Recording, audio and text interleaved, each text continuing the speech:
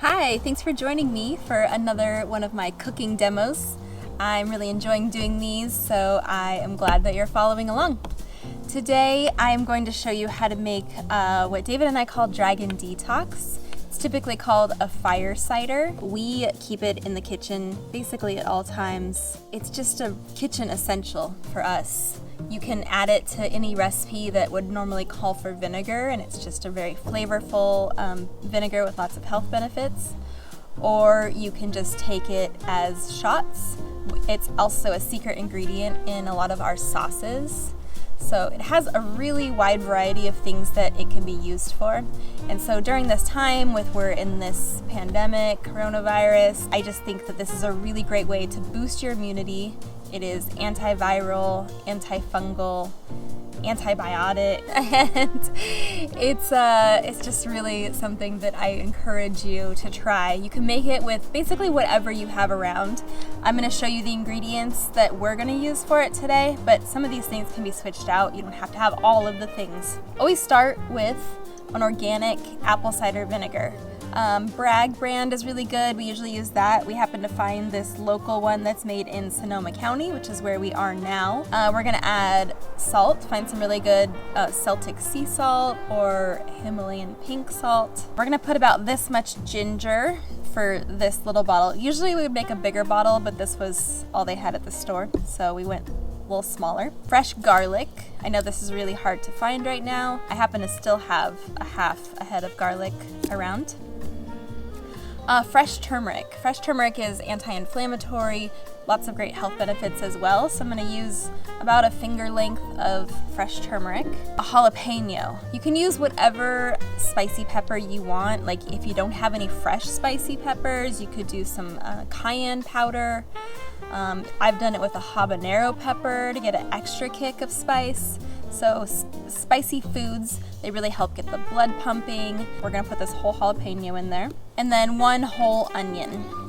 So this is what we're gonna put into the vinegar and let it soak in a jar. I'm gonna give this like a rough chop. We're gonna soak it in a jar for at least a day.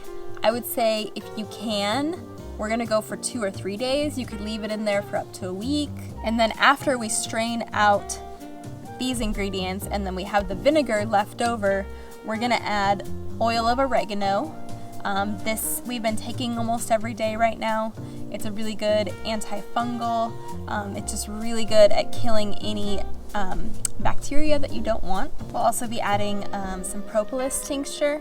Propolis is something bees use to keep their hive like really sterile. I know David has used it to heal wounds, and it also just helps any bee products. If you have a local bee product, they'll help aid against allergies. So lots of good benefits of propolis.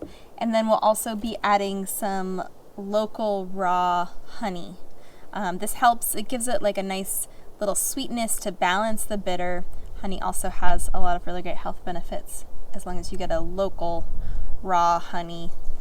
So that is the ingredients we're going to be putting into it. I'm going to give them a rough chop, throw them into this jar, and then we're going to soak it in the vinegar.